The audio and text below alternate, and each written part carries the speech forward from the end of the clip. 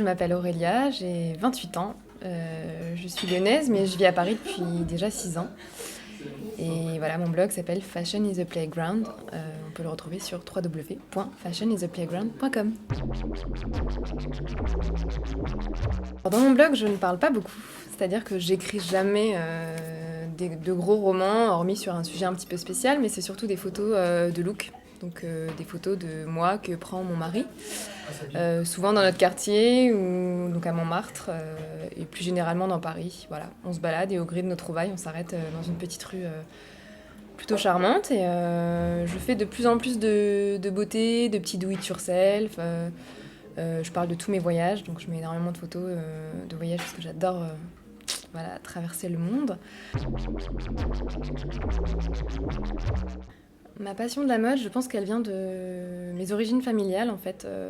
J'avais 2 grands-mères qui étaient assez proches de tout ça. Voilà, j'ai ma grand-mère maternelle qui était folle de bijoux, de parfums.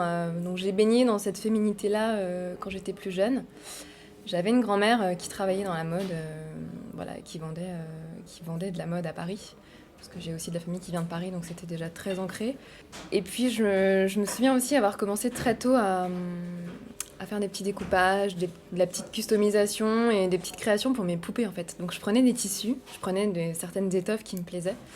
C'était très grossier parce que c'était pas du tout fin et très bien fait, mais voilà, je prenais mes aiguilles, mes tissus, mes agrafes, je faisais n'importe quoi et je créais des petits nœuds, des jupes, enfin voilà, des pièces pour mes poupées à l'époque déjà.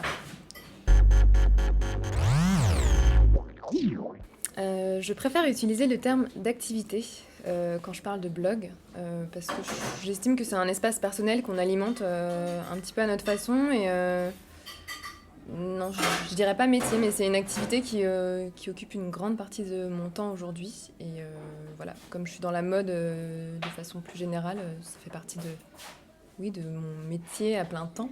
Et, mais je fais pas que ça. Donc, j'aime pas parler de style à proprement parler, dans la mesure où j'aime bien mélanger les genres. Et puis casser une silhouette avec 2 choses qui vont s'opposer. Donc voilà, je vais avoir un petit style prépi. Dans ce cas, je vais mettre des baskets, ou alors je vais avoir des talons, mais je vais mettre une chemise d'homme, un pull d'homme, ou pas mal de vintage. Donc j'aime bien faire des mélanges comme ça, avec un petit peu tous les styles, voilà, pièce par pièce. Quelque chose de déconstruit qui au final donne une silhouette avec une certaine unité en fait. Je dirais pas que le blog a changé ma vie, mais il m'a ouverte un petit peu. Voilà, je suis assez réservée, assez timide à la base. Donc ça m'a permis d'aller un petit peu plus loin, ça m'a permis d'accepter de me voir en photo, de montrer des photos, parce que les premières fois quand on poste ces photos, on a une certaine appréhension, on se dit mais comment ça va être pris, comment ça va être vu, et puis ça voilà, ça m'a appris à aller vers les gens, à faire des rencontres et à me rapprocher de l'univers de la mode et d'autant plus parisien. Donc voilà, ça m'a fait un petit peu grandir en fait. Et au niveau des e-shops, je reste assez classique, donc forcément j'adore Urban Outfitters, j'attends le magasin parisien, j'adore Topshop, j'aime bien My Fashion Lab pour les bijoux, j'aime bien tous les petits créateurs qu'on trouve sur le site. Et après, je suis très friperie dans Paris, ou alors magasin multimarque, j'aime assez aussi. Pour ce qui est des friperies, je conseillerais le 18e où il y en a de plus en plus, et le 9e. Bon, évidemment, il y a le Marais, mais après, il y en a tellement partout. Franchement, mais je suis super mauvaise à ça, c'est-à-dire que moi, je vais n'importe où dans la rue, et en plus, je retiens pas les noms, c'est-à-dire que même mes friperies que j'aime bien, je sais plus comment elles s'appellent, quoi. Je pense que j'ai eu plusieurs jolis moments en fait. Voilà, j'ai pas eu le moment de ma vie. Voilà, je l'ai plus eu avec mon métier où j'ai pu faire d'autres rencontres et des interviews de fous. Mais avec le blog, c'est des moments voilà, à part entière, des moments isolés, des jolies rencontres, des belles soirées qu'on passe souvent à plusieurs, des interviews plutôt agréables. J'avais rencontré Natalia Vodianova il y a pas très longtemps. Voilà, quelqu'un de surprenant. Enfin, j'avais adoré ça, mais j'ai pas de... Ou des lectrices qu'on va rencontrer dans la rue ou dans le métro, qui vont pas oser, mais qui vont quand même finir par venir. c'est des moments d'échange plutôt agréables. Voilà, donc il y en a plusieurs sur la liste, je pense. En ce moment, je lis pas mal le Daily Elle, qui est assez récent, mais qui me plaît dans sa liberté de ton et de sujet. Franchement, c'est quelque chose que je trouve d'assez ingénieux aujourd'hui. Ensuite, voilà, je reste assez classique. Je vais lire les magazines qu'on lit toutes. Je vais lire le site Tendance de mode, que je trouve assez bien fait, avec des petites actualités au quotidien qui m'intéressent. Alors, je n'ai pas une pièce fétiche, mais mes pièces fétiches sont des pièces soit qui ont appartenu à des membres de ma famille, donc surtout des grands-mères ou ma mère. Donc, ce sont des pièces vintage, en fait, des petits chemisiers en dentelle, dans des belles matières comme de la soie, ou alors des choses que j'ai chinées moi en friperie.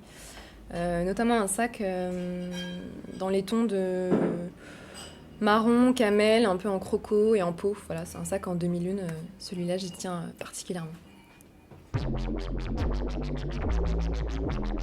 Alors, si je suis très optimiste, j'ai envie de dire que chacun est libre aujourd'hui de créer son blog. Tout dépend de ce qu'il y a derrière, en fait. Si c'est simplement une envie de partage et d'expression, oui, on peut le faire avec ses copines, on peut le faire, voilà, le partager avec sa famille. Si on a envie d'être mis en avant, je pense que c'est une autre question. Voilà, je pense qu'on a atteint aujourd'hui un certain niveau, même en France, la blogosphère a un petit peu explosé ces dernières années. Et je pense qu'on est déjà assez nombreuses. Elles sont assez nombreuses aussi sur le devant de la scène, et je pense que si on veut s'exposer comme ça, à mon avis, c'est un petit peu tard. Mais on a le droit quand même de créer son petit univers perso. Voilà, pourquoi pas. Je me suis d'abord longtemps posé la question de voilà, savoir si j'allais le partager ou pas. Je me suis rendu compte que j'avais commencé à poster des photos par-ci par-là, via Twitter, via Instagram, que j'avais forcément commencé à en parler. Et je me suis dit que ce serait assez traître de m'arrêter là et voilà, de rien montrer du tout et de rien partager, dans la mesure où j'ai senti une certaine attente de l'autre côté de la part des lectrices. Donc voilà, je l'ai joué assez cool, j'ai pas tout montré, j'ai pas montré le plus intime, j'ai montré des photos d'ambiance, voilà, j'ai forcément montré ma robe, mais j'avais surtout envie de partager ce mariage-là, dans la mesure où pour moi c'était pas un mariage classique.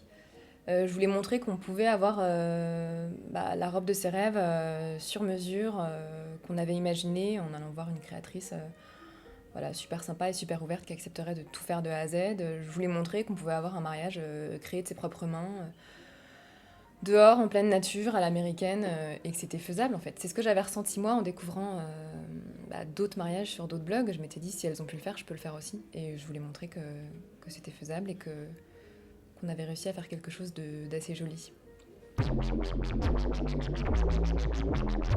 En fait, si je peux conserver une certaine proximité avec la mode de façon professionnelle tout au long de ma vie, j'aurais accompli un beau parcours à mes yeux en tout cas. Enfin, c'est vraiment ce à quoi je tiens aujourd'hui. Voilà, la mode, la mode, la mode.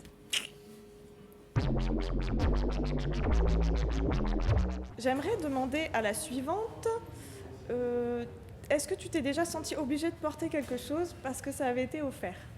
J'avoue que j'ai forcément voulu faire plaisir à certaines personnes et que j'ai porté des pièces qui me plaisaient pas à 100%. Mais je trouve qu'on peut toujours leur donner un petit peu l'image qu'on veut et les twister avec, voilà, avec une certaine silhouette. Je pense qu'on peut toujours trouver un moyen de les rendre portables, même si effectivement on les adore pas. Y a-t-il une marque, une personnalité de la mode ou un créateur que tu rêverais de rencontrer voilà, via ton blog ou ton magazine? J'ai envie de vous dire merci à toutes d'être là depuis bientôt 4 ans. Je vous embrasse et n'oubliez pas de vous faire plaisir en mode, toujours.